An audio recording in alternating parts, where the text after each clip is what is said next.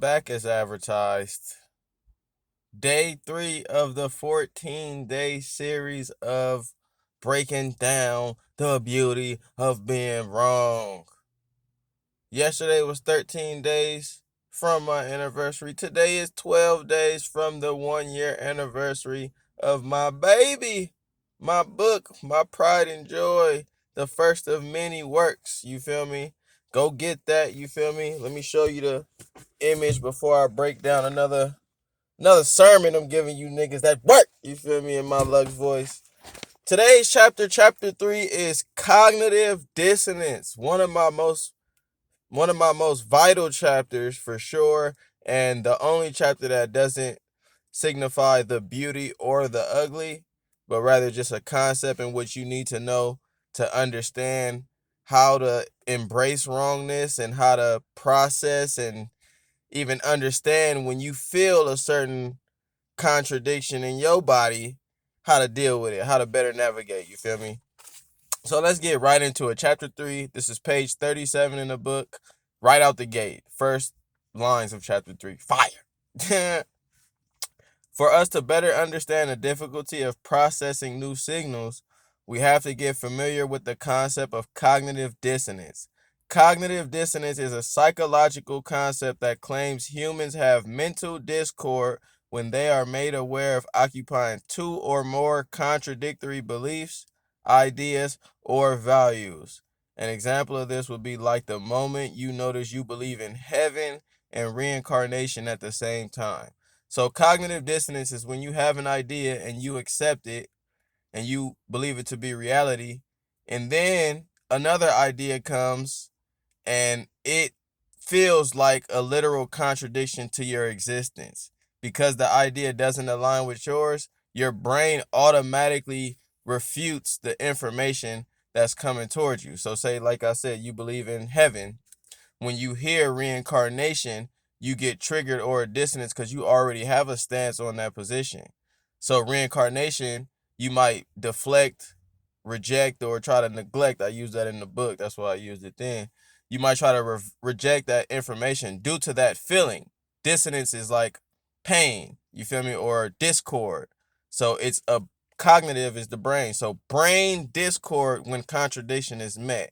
This to me is why many people aren't open-minded. They have beliefs, they've developed their beliefs, and when they hear opposing arguments, cognitive dissonance arises to where they don't accept the pain and allow the discomfort to soak so they can understand, but they react to the pain. They reject the information or neglect it or deny it or refute it. You feel me?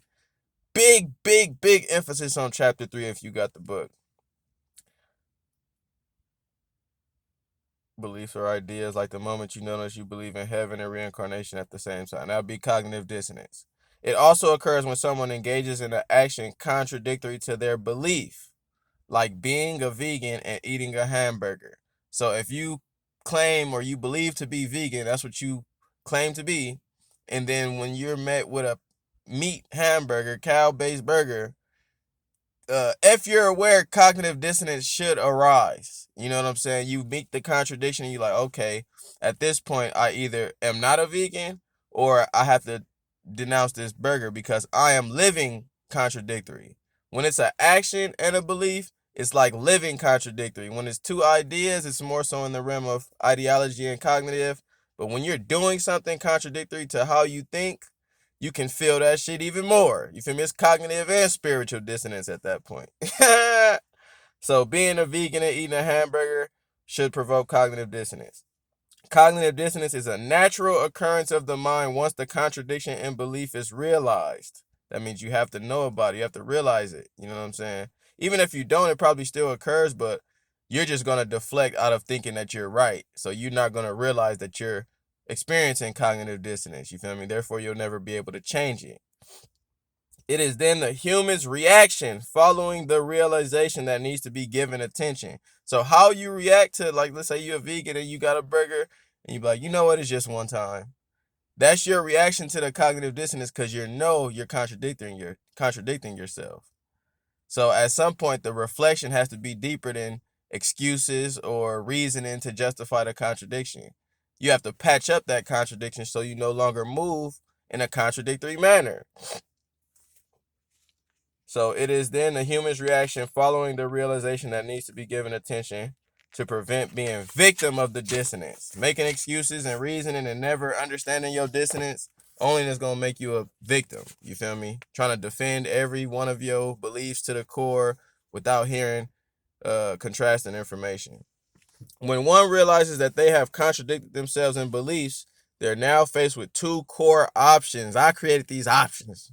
Patent them. So don't let nobody tell you nothing different. One, acknowledge the contradiction and weed out which belief you favor more through questioning and deduction. So if you truly believe in the vegan lifestyle and you acknowledge the contradiction when you're faced with a burger, then you have to acknowledge that you're contradicting yourself, and then you have to really choose through deduction and logic which is the one you truly stand on and believe. So you no longer will be contradictory. That'll force you to throw away the burger or force you to not be vegan. You gotta have to choose up essentially. Or when you face with a contradictory in belief, justify the contradiction, make an excuse as to why you fucked up by contradicting yourself, or just ignore, not caring about the contradicting. Like, so what? Shit, I'm contradicting, whatever. You can choose to do that, but you feel me? The pathway to growth, the beauty of being wrong, is to acknowledge yourself when you're contradicting, and then weed out which one is nonsensical to you, opposed to the other.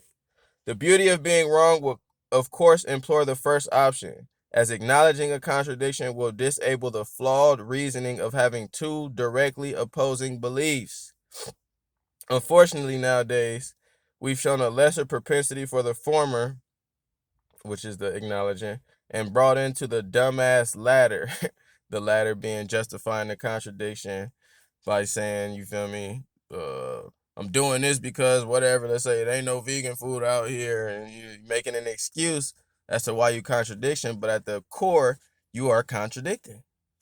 And that's the first 2 pages of chapter 3. That's all I'm going to give y'all for now, you feel me? Page 36 or page 37 and 38, cognitive dissonance. I think this is one of my most important chapters because from my observation, everybody suffers from this. Suffers because they don't actualize and realize that they have it. So when it's met, when you have your beliefs and you're firm and you're strong, it's easier to get cognitive dissonance. Because somebody, let's say you firmly believe in pro-choice. Somebody pro-lifer comes, it triggers you. That trigger, that cognitive trigger that makes you want to refute or attack the person with a differing opinion, that stems from the concept of cognitive dissonance. The beauty of being wrong is only accepted and acknowledged when one realizes that they have cognitive dissonance to information. So when that dissonance comes, they'll be able to tame it. They'll be able to not make excuses and be like, you know what, let me sit aside my ego and let me look at the information for what it is. Cognitive dissonance prevents people from seeing valuable information in life. It's like a blockage in your brain, you know what I'm saying, shutting you down. So this is vital. Chapter 3, cognitive dissonance, is vital to your understanding of the beauty of being wrong and how you can propel yourself to not feeling cringy every time you might be wrong or every time you meet a contradiction. You feel me? This is how arguments turn sour. Motherfuckers got cognitive dissonance like, no, hell no, nigga, you, hell no. Can't believe it, hell no. I've seen the worst arguments in history. More emotional based, more less pragmatic, more emotional, and cognitive dissonance. When it's cognitive dissonance, you see people in defense mode all the time.